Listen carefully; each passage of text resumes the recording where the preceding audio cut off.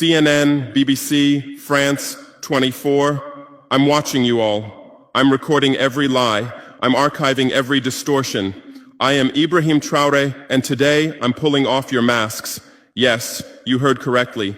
I, whom you call a young military junta leader, whom you brand as a dangerous radical, whom you serve up as an anti-Western dictator, am now telling you the truth. And this time you cannot turn off your microphones. This time you cannot turn away your cameras. This time your editors cannot cut this speech. Because the world you monopolize no longer exists. Because millions will hear these words now, without passing through your filters, without being subjected to your distortions, without being muddied by your lies. I am 34 years old. Every day of my life, I grew up with your lies. As a child, I would watch Africa on television. Always the same images. Children with flies, dry lands, weapons, death. This is Africa, they told us. This is what Africa is. And we believed it. We were ashamed of ourselves. We were ashamed of our own lands, of our own people. But then I grew up. I read, I researched, I questioned, and I understood that the Africa you showed us wasn't real. The story you told us was a lie. The fate you imposed on us was a script you had written. For years, how have you portrayed Africa? How have you shown it? How have you sold it to your viewers? As if we were creatures who had no share of humanity, as if we were savages left outside of civilization, as if we were wretches waiting for you to save us. Every day, every hour, every minute, the same story plays on your screens. Hunger, war, disease, corruption, terror, chaos. These are the words that come to mind when Africa is mentioned. In your Africa dictionary, there are no other words. No hope, no success, no development, no resistance, no honor, no pride, no victory. So I ask you, New York Times, Washington Post, Guardian, Le Monde, have you ever made Africa's successes your headlines? How many times have you written about Rwanda's technology miracle? How many times have you shown Ethiopia's reforestation project? How many times have you praised Botswana's democratic success? How many times have you described Kenya's entrepreneurial ecosystem? No, because these don't fit your scenario. Your Africa cannot be successful. It cannot, because then how will you legitimize your exploitation? If it's not in need of help, how will you intervene? If it's not backward, how will you look down on it? Have you ever asked yourselves, has any editor sitting at their desk, any news director in a meeting, any columnist at their keyboard ever thought, why are the people of the world's richest lands poor? Here are the numbers for you, real numbers. Africa owns 70% of the world's cobalt reserves. Your cell phone, your computer, your electric car won't work without cobalt. This cobalt comes from Congo, but Congolese can't afford cell phones. Africa owns 90% of the world's platinum reserves. Catalytic converters, electronic devices, medical implants, they all need platinum. This platinum comes from South Africa, but South Africans are crushed by unemployment. Africa provides 30% of the world's gold production. Mali, Burkina Faso, Ghana, Tanzania. Gold flows like rivers from our lands. But our people swim in poverty. Africa supplies 65% of the world's diamond production.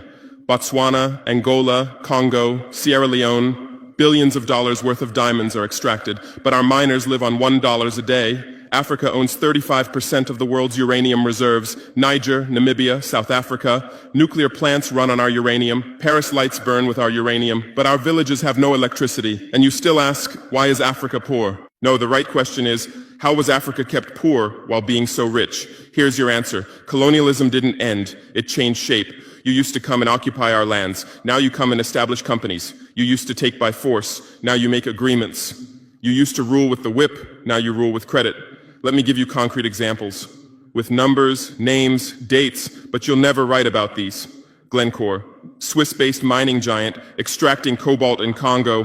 2022 revenue, $256 billion. A tax paid to Congo, $500 million. That's 0.2%. Is this justice? Rio Tinto, British-Australian mining giant, extracting bauxite in Guinea, 20 million tons annually. What's left for Guinea? Environmental pollution and cancer. Total, now Total Energies, French oil giant, extracting oil in Angola, Nigeria, Congo. 2022, profit, $36 billion investment in Africa, dirty pipelines, Anglo-American, founded in South Africa but now in London. Diamonds, platinum, iron, taking everything. What it left in South Africa? 6 million unemployed miners. And these are just the tip of the iceberg. What about the invisible, the secret deals, the offshore accounts, the transfer pricing tricks? Every year, $88 billion in illegal money flows out of Africa. Who writes about this? Every year, $45 billion in aid comes to Africa. Everyone writes about this, but no one says Africa is not the continent receiving aid, it's the continent giving aid. While you zoom your cameras on swollen bellies, there is a huge system working silently in the background. Every day, tons of gold, diamonds, cobalt, uranium, oil leave our land. But how? Here is the system. Step 1, create corruption, bribe our leaders, open offshore accounts, promise them a life of luxury, send their children to your schools. Step 2, make deals, get 50-year, 99-year concessions, ask for tax exemptions, be exempt from environmental rules, ignore labor rights. Step 3, control the infrastructure. Take over ports, airports, railways, but only from the mine to the harbor. Don't build roads to the villages. Don't bring electricity to schools. Step 4, provide security. Set up private security companies. Arm them. Declare protesting. Step 5, silence the media. Buy local journalists. Suppress opposing voices. Serve internal unrest news to international media. And this is how the system works. It's been working like this for 100 years, and you don't see this system. You don't want to see it, because you're part of the system too. Who are the biggest advertisers of New York Times, CNN, BBC, oil companies, mining companies, arms companies, pharmaceutical cartels, the companies that exploit Africa? You live on their money, you defend their interests, and what I'm about to tell you might cost me my life, but it's no longer time to be silent. France's system in Africa is the CFA franc. 14 African countries still use French colonial currency. 50% of these countries' central bank reserves sit in the French treasury. France applies negative interest to this money, so we pay France to use our own money. Through this system, France transfers $500 billion worth of resources from Africa every year. Does anyone write about this? No. But when France gives Africa 10 billion euros in aid, it makes headlines. Britain's system is more sophisticated. London is the world's money laundering center. City of London, offshore paradise. Every penny stolen from Africa passes through London. Jersey, Guernsey, Cayman Islands, Virgin Islands, all under British control. Africa's wealth hides there. America's system is AFRICOM, Africa Command, 46 military bases on the continent. Official purpose, security. Real purpose, resource control. Drones in our airspace every day, listening devices everywhere. They say fighting terrorism, but it's not terrorists, it's people's leaders who are targeted. China is the new player, says win-win, builds infrastructure, gives credit, but in exchange for what? 99-year port concessions, mining rights, agricultural lands, debt-trap diplomacy, ask Sri Lanka, ask Zambia, and you write about none of this. Why? Because you're not free press, you're corporate press, your bosses are billionaires. Jeff Bezos bought Washington Post. Why? For love of journalism? Rupert Murdoch's media empire, Fox News, Wall Street Journal, The Sun, The Times, all from the same hand, all giving the same message. West is good, others are bad. Carlos Slim is the largest shareholder of New York Times, Mexican billionaire. Where's his wealth from? Monopolized telecommunications, got rich off Latin America's back, now controls America's most respected newspaper. And you claim to do independent journalism? Who are your editors? Which schools did they graduate from? Harvard, Yale, Oxford, Cambridge? Always the same elite schools, always the same worldview, always the same prejudices. How are your reporters selected? How many languages does your Africa correspondent speak? French, English, that's all. Swahili, Hausa, Yoruba, Amharic, they don't know. They can't talk to the people. Your sources are always the same. Western diplomats, NGOs, experts, and then you come and lecture us. They killed Patrice Lumumba, January 12, 1961. CIA agent Larry Devlin confessed. Belgian mercenaries executed. They dissolved his body in acid, took his teeth as souvenirs. In 2022, that tooth was returned from Belgium to his family after 61 years. And what did you say then? Chaos in Congo. You didn't ask about the killers. You didn't investigate CIA documents. You didn't write about Belgium's crime. They killed Thomas Sankara, October 15, 1987. My hero, Africa's hope. Vaccinated 2.5 million children against measles and meningitis, planted 10 million trees, raised literacy rate from 13% to 73%, gave equal rights to women, banned FGM, ended corruption, sold Mercedes cars, used Renault 5, rejected IMF and World Bank. And most importantly, he said, we will not pay Africa's debts. We didn't make those debts. The puppets before us made them on behalf of colonizers. That's when he had to be killed, and they killed him. Who killed him? His best friend, Blaise Compaoré. With whose support? France. Want proof? Look at the Focart archives. Jacques Faucard, France's Africa Affairs advisor. Everything is written there. And what did you say? Military coup in Burkina Faso. You didn't write about Sankara's dreams. You didn't tell about his projects. You didn't show his successes. You just said, another dictator died, Muammar Gaddafi. Yes, he was a dictator. Yes, he was ruthless. But what had he done in Libya? Per capita income $12,000, Africa's highest, literacy rate from 25% to 87%, life expectancy from 51 to 74, free healthcare, free education, $50,000 for newlyweds, interest-free loans for homebuyers, $5,000 for new births, gasoline 14 cents per liter, great man-made river, irrigation project to green the desert, and Gaddafi's real crime, dream of United States of Africa, African Central Bank project, African Investment Bank, African Monetary Fund, and most dangerous, gold dinar, refusing to sell oil for dollars. October 20th, 2011, lynched in Sirte, Hillary Clinton laughed. We came, we saw, he died. Now look at Libya. 3 different governments, endless civil war, ISIS, Al-Qaeda running wild slave markets exist. Even CNN showed in 2017, oil being looted, weapons depots emptied, spread across Sahel. Do you call this democracy? Do you call this freedom? Do you call this success? And whose turn is it now? The Sahel, Mali, Niger, Burkina Faso. You want to make us Libya too. You want to make us Syria. You want to make us Iraq. But not this time, because we've awakened, because we've learned, because we've united. Operation Barkhane, France's Sahel Adventure, 2013-2022. Official purpose, fighting terrorism. Real purpose, resource control, 5 through 100 French soldiers. €1 billion annual budget. What's the result? 2013, 500 terrorists in Mali. 2022, 5,000 plus terrorists in Sahel, tenfold increase. What kind of success is this? But what were French soldiers doing? Protecting Niger's uranium mines for Areva, Orano, securing oil pipelines for total controlling ports and railways for Bolloré, and fighting terrorism? No, the opposite. Terrorists couldn't come within 50 kilometers of French soldiers, but they could easily burn our villages. Why? Because chaos served their purposes. If there's chaos, they could stay for security reasons. MINUSMA, UN peacekeeping force. In Mali, 15,000 soldiers, 1.2 billion annual budget. 10 years, result, 300 plus. UN soldiers died. Thousands of civilians died. Terror didn't decrease, it increased. And now you say Wagner is dangerous. Russians are taking over Africa. Wagner came.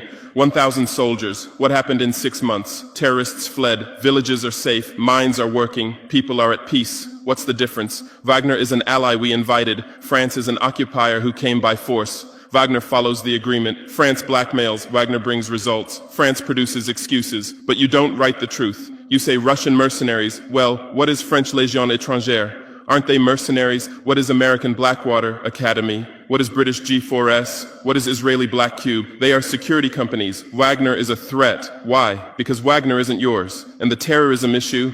Who created this terror? Who founded Al-Qaeda? 1980s, Afghanistan, CIA, Pakistan ISI, Saudi money, against Soviets. Bin Laden was CIA's man. You called them freedom fighters. Who supported Taliban? Again, you. Heroic mujahideen against Soviet occupation. You gave weapons, gave money, gave training, then you lost control. How was ISIS born? 2003, Iraq invasion. You toppled Saddam. You disbanded the army. You banned Ba'ath Party.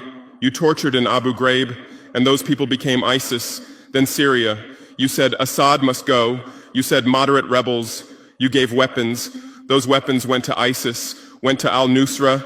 You destroyed Libya. Who looted Gaddafi's weapon depots? Where did those weapons go? To Mali, to Niger, to Burkina Faso, to Nigeria, to Chad? Who strengthened Boko Haram? In 2009, Nigerian police killed their leader Mohammed Yusuf. Extrajudicial execution. What did you say? Nothing. Where were your human rights organizations? Silent. Then revenge started. Boko Haram radicalized. But where did they find weapons? From Libya that you destroyed. And now you come to lecture us about fighting terrorism. You're helping us clean up the monsters you created? No, we've seen the game now. Terror is your Trojan horse. You come with the excuse of terror, you stay, you exploit. But it's over now. We'll provide our own security, we'll fight with our own methods, and we'll win. Because we are the children of this land. We know this land, we know these people. We can distinguish terrorist from villager. We don't fight from drones, from satellites, from 10,000 kilometers away like you. And we're winning. In Mali, in Niger, in Burkina Faso, terror is ending. Villages are safe. People are hopeful. Because now our own army, our own police are fighting, not for foreigners, but for the people. But you can't digest this. You say democratic backsliding. You say human rights violations. Which democracy? Which human rights? How many people are detained without trial in Guantanamo? What happened in Abu Ghraib? Who did you kill in Bagram? Who did you torture in CIA's black sites? Why is Julian Assange in prison for exposing your war crimes? Why did Chelsea Manning spend years in prison for leaking the truth? Why is Edward Snowden a fugitive for revealing you spy on everyone? And you lecture us about human rights. How many civilians died in your drone strikes? You say collateral damage and move on. How many weddings did you strike in Pakistan, Yemen, Somalia? How many schools did you bomb? How many hospitals did you burn? And you teach us the laws of war? Look, I come from war. I know the front. I've seen death. I've carried wounded soldiers. I've consoled mothers of martyrs. And I tell you, a real soldier protects his people. A real soldier doesn't harm civilians. A real soldier fights with honor. Your mercenaries, your drone pilots, your special forces, they're not soldiers, they're killers. They kill people by pressing buttons from 10,000 kilometers away, then go home and play with their children. We don't fight like that. We look our enemy in the face. We protect civilians. We fight with our honor. We die with our honor. And we'll win. Because the righteous win. Because those who fight with their people win. Because those who fight for their land win. Let's return to your media. I know how you work. I have friends who work within the system. There are journalists with conscience, but they stay silent. Why? Because the system silences them. Those who write the truth get fired. Investigative journalists are laid off due to budget cuts. Dissenting columnists are shown the door because reader interest has declined. And what replaces them? Experts from think tanks, NGOs, universities, all saying the same thing, all defending the same thesis. West is good, Africa is bad.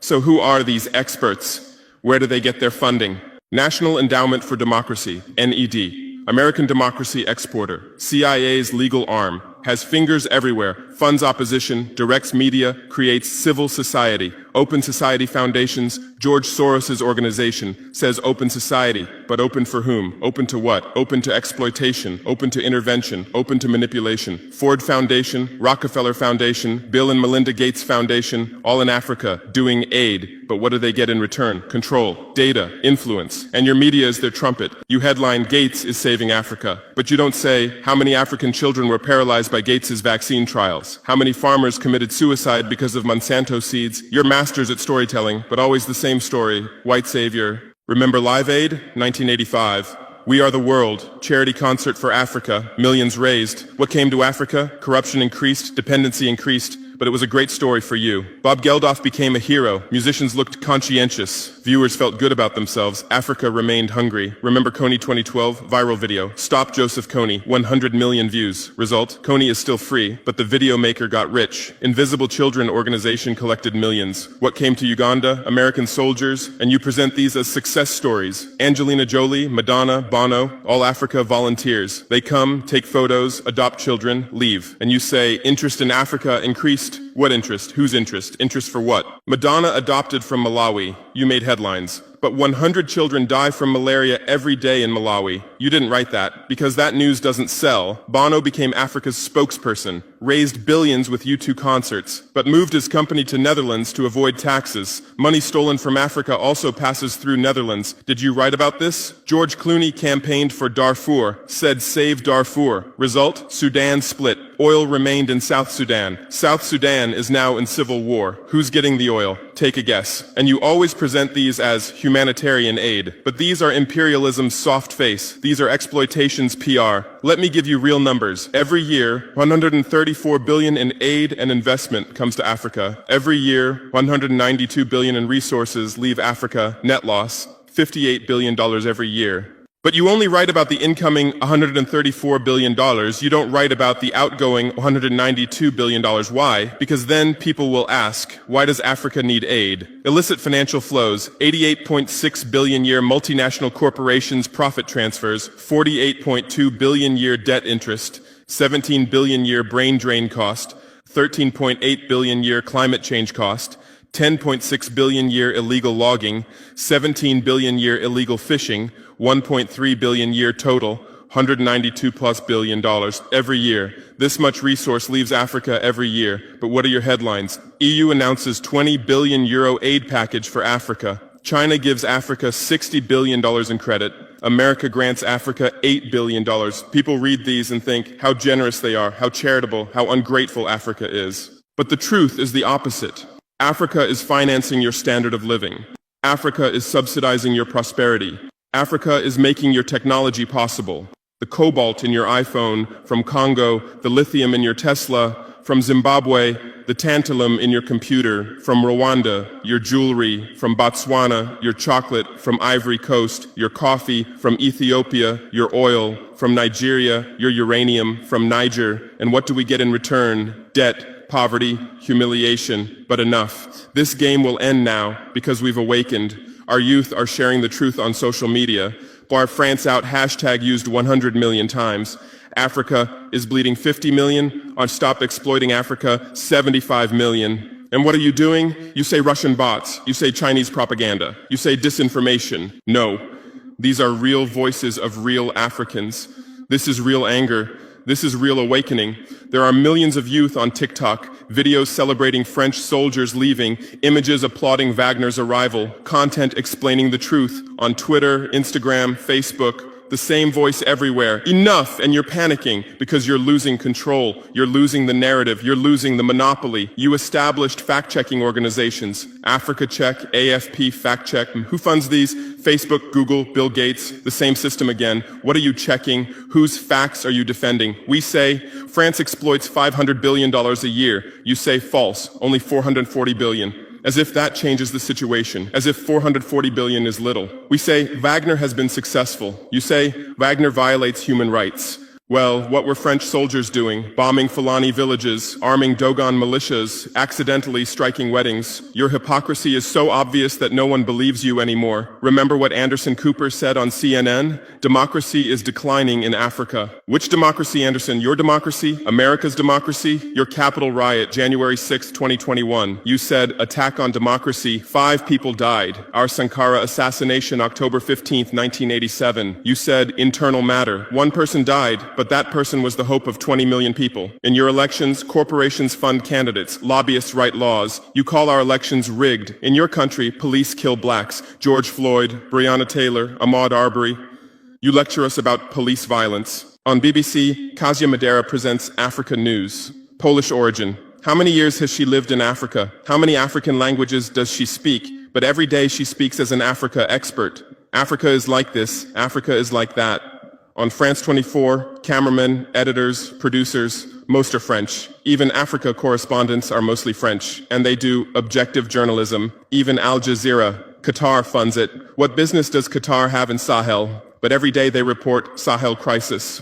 Whose crisis are they telling? Deutsche Welle, Voice of America, RFI, all state media, all propaganda tools, but they play the role of independent media, and our local media, most are sold out. Most are cowards, most are dependent. Lepay's newspaper in Burkina Faso, who's the editor? Where did he get his education? Where does he get his funding? Who are his advertisers? We know the answers, all tied to the same system, all serving the same master. But a new generation is coming. Bloggers, YouTubers, podcasters, they have no masters, they have no fears. James Coco, Natalie Yam, Kemi Seba, they have millions of followers, they tell the truth, they expose the system, and you label them as extremists. You try to shut down their Twitter, you restrict their YouTube, but in vain. Truth cannot be stopped. You close 1 channel, 10 open. You silence 1 voice, 1,000 rise. Here's my final message to you. Your lies are ending. Your empire is collapsing. Your monopoly is breaking. And what's replacing it? Truth, justice, freedom. Africa is no longer your story. Africa is writing its own story, filming with its own camera, telling in its own language. And in this story, you're not heroes, not saviors, not benefactors. In this story, you're the guilty ones, colonizers, liars, thieves. But you still have a chance. You can still change. You can still stand on the right side. There are journalists with conscience among you. I know. I recognize them. We talk. I call out to them. Gather your courage. Write the truth. Rebel against the system. You might get fired. You might become unemployed. You might be threatened. But you'll be on the right side of history. You'll look at your children's faces without shame. Your conscience will sleep peacefully. And Africa won't forget you. Africa remembers its friends and its enemies. Be like Edward Snowden, be like Julian Assange, be like Daniel Ellsberg, stand with the truth, or continue with your lies, continue with your blindness, continue with your complicity, but know that your end is coming. Your viewers are decreasing, your credibility is eroding, your power is depleting. The new generation doesn't believe you, the new generation doesn't listen to you, the new generation rejects you, and that new generation in Africa is 600 million people, 60% under 25 years old, educated, connected, angry. They are my army, they are my weapon, they are my victory, and with them we're building a new world, a world without lies, without exploitation, without humiliation. In this world, Africa will be free, Africa will be strong, Africa will be a leader. And you'll remain just as a bad memory, a shameful footnote, a cautionary example. Future generations will read in history books. At the beginning of the 21st century, there were some media organizations. They lied, they served exploitation, then Africa awakened and they disappeared. That's your end. Inevitable, unchangeable, certain. I am Ibrahim Traore, not Burkina Faso's leader, but its servant, not Africa's dictator, but its child, and not your nightmare, but your mirror. Look well at this mirror. See yourself, see your lies, your hypocrisy, your crimes, and prepare, because Judgment Day is coming. Africa is awakening. The world is changing. Justice is manifesting. And you'll just watch. You won't be able to do anything else. Because history is on the side of the people. Truth is on the side of the oppressed. God is on the side of those who persevere. And we persevered. We persevered for 500 years. Now it's time for victory. Your lies are finished. Your masks have fallen. Your game has ended. Africa is free. Africa is strong. Africa is victorious forever.